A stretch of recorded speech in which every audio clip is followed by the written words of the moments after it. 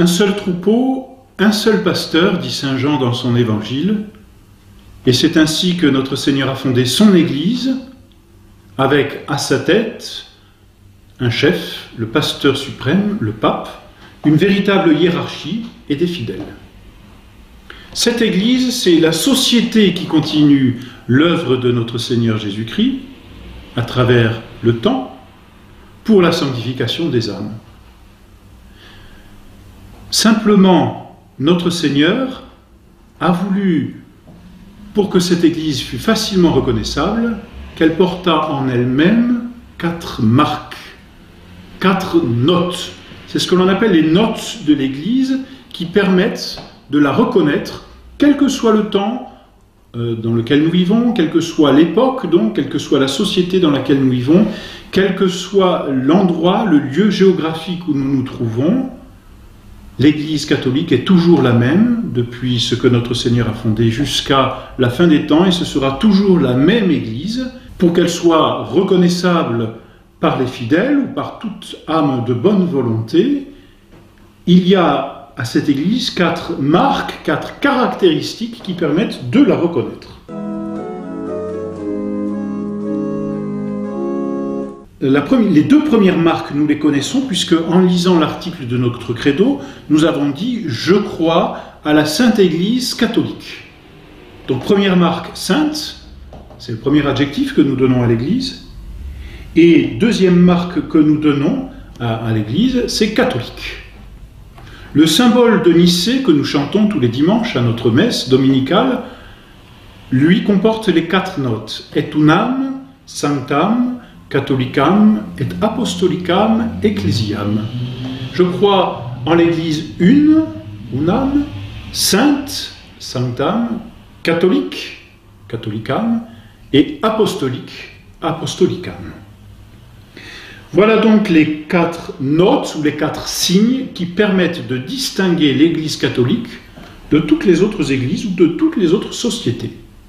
L'Église catholique, c'est-à-dire l'Église que notre Seigneur a fondée, est une, sainte, catholique et apostolique.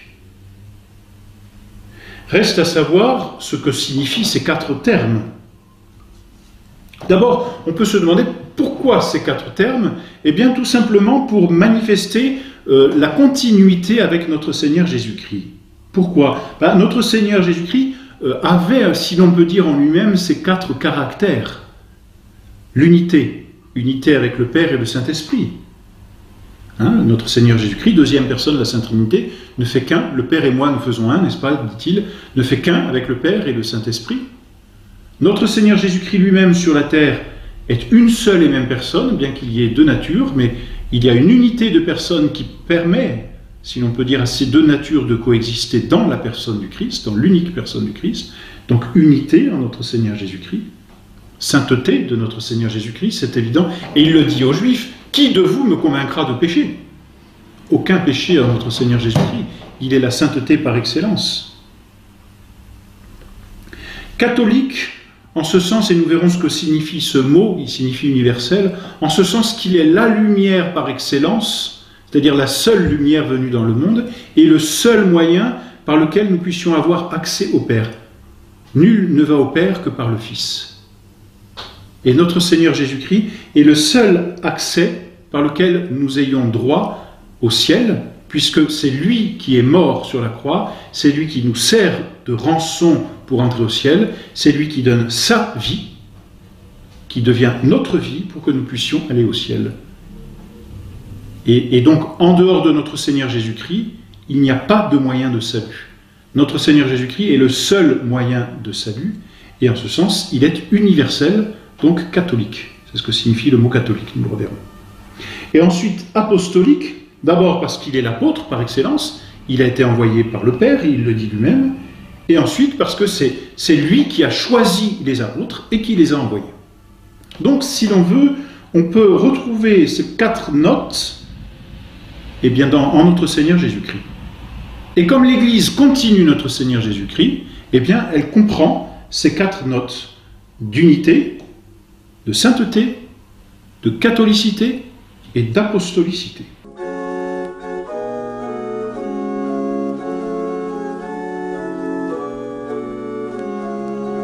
Tout d'abord d'unité.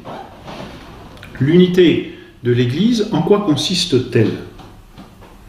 Elle ne consiste pas simplement à ne faire qu'un dans un sens très vague où on se donnerait tous la main et on ne ferait qu'une seule société.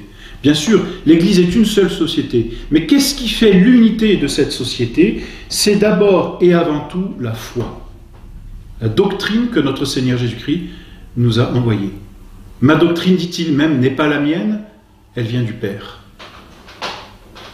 Et donc ce qui fonde l'unité de l'Église, c'est d'abord la foi. C'est d'abord et avant tout la foi. Et c'est ce qu'il est nécessaire de bien retenir. Et nous allons voir juste après pourquoi.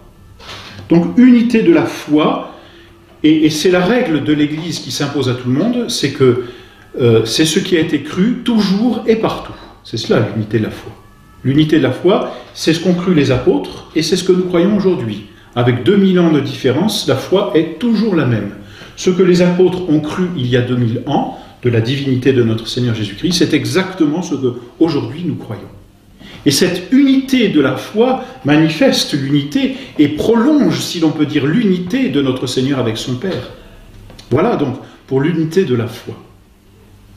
Ensuite, cette unité s'étend par conséquent aux sacrements. Les sacrements qui viennent sanctifier les âmes, eh bien, il y a une unité dans les sacrements, et nous le reverrons plus tard lorsque nous parlerons des sacrements. Les 7 sacrements qui ont été donnés à l'Église, eh bien, sont les mêmes pour tous les hommes. Quel que soit l'endroit où nous vivons, quelle que soit l'époque à laquelle nous vivons, les sacrements sont les mêmes pour tous les hommes. Il y a peut-être des rites accidentels qui peuvent changer, mais l'essentiel du sacrement, c'est-à-dire ce par quoi la grâce est donnée à l'âme, est toujours la même chose. Unité des sacrements.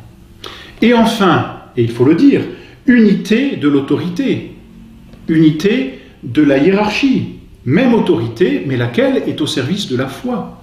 Et c'est pourquoi il nous fallait insister d'abord sur l'unité de foi qui définit l'Église. Il ne suffit pas, même dans une société quelconque, de dire nous respectons une autorité ou peu importe, cette autorité est toujours au service d'un bien commun.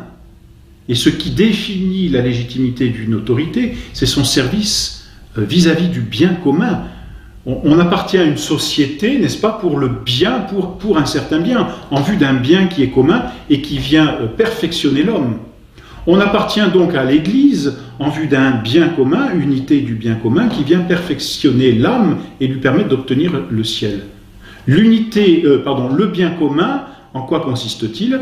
Eh bien, c'est la foi et les sacrements. La doctrine qui éclaire l'intelligence et les sacrements qui nourrissent et font croître l'âme dans la sainteté. L'autorité et l'unité de l'autorité est au service de cette foi et de ces sacrements. Et donc on ne parle d'unité de l'autorité que dans cette mesure et dans ce lien d'ailleurs qui existe avec la foi et le sacrement. Ce que nous distinguons ici en disant même foi, même sacrement, même autorité, nous le distinguons, c'est vrai, mais en réalité ils ne font qu'un, c'est le bien commun de l'Église. On ne peut pas séparer l'un de l'autre.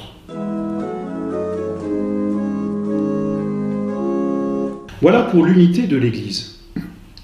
Ensuite, la sainteté de l'Église. L'Église est sainte, une sainte. Qu'est-ce que cela veut dire? D'abord, elle est sainte par son fondateur. Notre Seigneur, nous l'avons dit tout à l'heure, est le saint. Tous solus sanctus, nous chantons dans le Gloria à la messe. Et notre Seigneur qui dit aux Juifs encore une fois, qui de vous me convaincra de pécher? Notre Seigneur est le saint par excellence, et l'Église qui naît de notre Seigneur Jésus-Christ est sainte parce que son fondateur est saint. L'Église est sainte parce que sa doctrine est sainte. Mais attention, lorsque nous disons sa doctrine, ça n'est pas la doctrine de l'Église et qui n'appartiendrait qu'à l'Église. C'est la doctrine de notre Seigneur que l'Église a pour mission de continuer justement dans le temps et pour garder cette unité. Elle est là la sainteté de la doctrine de l'Église. La sainteté de la doctrine de l'Église, ce n'est pas une sainteté comme une étiquette que l'on collerait à tout ce qui pourrait se dire dans l'Église. Non, la sainteté de la doctrine dans l'Église, c'est la sainteté de la doctrine de notre Seigneur Jésus-Christ qui se transmet de façon identique à travers le temps. L'Église est sainte par ses membres. Là encore, on ne veut pas dire que tous ceux qui appartiennent à l'Église soient des saints. Encore qu'au 1er siècle, n'est-ce pas, de l'Église, les premiers fidèles étaient appelés saints, parce qu'ils vivaient en état de grâce, c'est-à-dire parce qu'en eux, il y avait déjà la sainteté commencée. La grâce, c'est en nous la sainteté commencée. Mais l'Église, les membres, disons, ou l'Église est sainte par ses membres, en ce qu'elle permet à ses membres d'atteindre à une sainteté héroïque, un héroïsme de vie.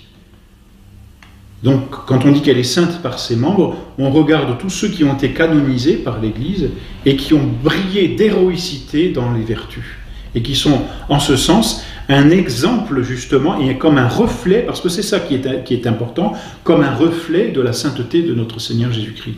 Et là encore, voyez, chaque fois que l'on parle de la sainteté, tout comme on parlait de l'unité, eh bien, on fait référence à notre Seigneur Jésus-Christ. Il n'y a pas de sainteté en dehors de notre Seigneur Jésus-Christ.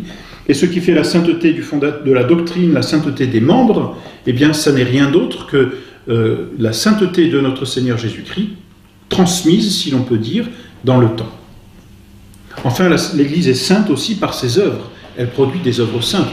On peut citer les miracles, bien sûr, mais on peut citer aussi toutes les prospérités des divers États qui ont voulu vivre avec l'Église et qui ont profité de tout ce qu'apportait l'Église pour sanctifier leurs œuvres, toutes les œuvres de charité qui ont été faites et qui ont produit des œuvres admirables, autant au point de vue temporel qu'au point de vue spirituel. Voilà donc pour la sainteté de l'Église. Unité, sainteté, toujours en référence à notre Seigneur Jésus-Christ et à sa doctrine. Catholicité, l'Église est catholique. Qu'est-ce que cela signifie? L'Église catholique, cela signifie qu'elle est universelle, en ce sens qu'elle s'étend dans le monde entier. Elle s'étend surtout à toutes les âmes, sans aucune distinction. Et c'est ce que veut dire saint Paul. Elle s'étend à tous, sans distinction de sexe, sans distinction de condition, sans distinction de race. L'Église est en ce sens universelle. Elle est faite pour tous les hommes de tous les temps et de tous les lieux. Parce que, encore une fois, notre Seigneur est universel, tout simplement. Enfin, dernière note de l'Église, elle est apostolique. L'Église est apostolique en ce sens qu'elle repose, comme sur son fondement, sur les apôtres qui eux-mêmes sont les disciples de notre Seigneur Jésus-Christ. Elle enseigne la doctrine des apôtres et rien d'autre. C'est cela le sens d'apostolique. Et c'est important, parce qu'à partir du moment où l'Église voudrait cesser d'être apostolique, elle se coupe de son fondement. Donc elle court à sa ruine. Enlever à une maison son fondement, ou détruisez le fondement d'une maison ou d'un immeuble, il finit par s'écrouler tôt ou tard. Donc l'une des marques de l'Église, et elle est importante, c'est son apostolicité. Elle repose sur les apôtres. Et saint Paul lui-même disait « Si un ange du ciel vous enseignait autre chose que ce que moi je vous ai enseigné, qu'il soit anathème. » Et l'exemple de saint Paul est très fort. Il ne prend même pas un homme. On sait que tout homme, quel qu'il soit, même si digne qu'il soit constitué dans son autorité, eh bien tout homme est faillible de fait. Et saint Paul, lui, prend un exemple encore plus fort. Et il nous dit, si un ange du ciel venait vous enseigner quelque chose d'autre que ce que je vous ai enseigné, et il ne parlait pas de sa doctrine quand il disait cela, il parlait de la doctrine qu'il avait reçue de notre Seigneur Jésus-Christ directement. Si donc un ange vous enseignait autre chose, qu'il soit anathème, c'est-à-dire qu'il soit rejeté. Ainsi, l'Église n'innove rien.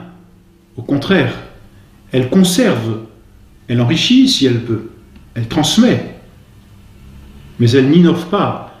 Le Saint-Esprit n'a pas été promis à l'Église, dit le Concile de Vatican I, le Saint-Esprit n'a pas été promis à l'Église pour enseigner une doctrine nouvelle. Il n'y a pas de doctrine nouvelle, c'est toujours la même doctrine parce qu'elle est apostolique.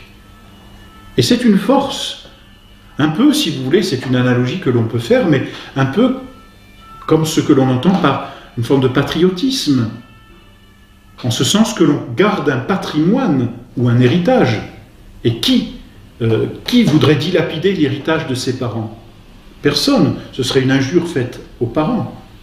Et bien de la même façon, nous avons reçu de notre Seigneur Jésus-Christ, par les apôtres, un héritage, et l'Église conserve cet héritage et continue de le transmettre. C'est en ce sens donc qu'elle est apostolique.